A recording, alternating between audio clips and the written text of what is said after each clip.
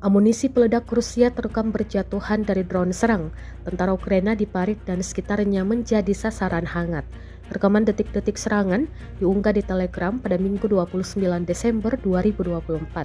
Dalam keterangan unggahan disebutkan di wilayah Kursk, beredar rekaman menunjukkan infanteri Ukraina dihancurkan oleh jatuhnya amunisi dari drone. Amunisi yang jatuh tampak sukses melukai tentara Ukraina.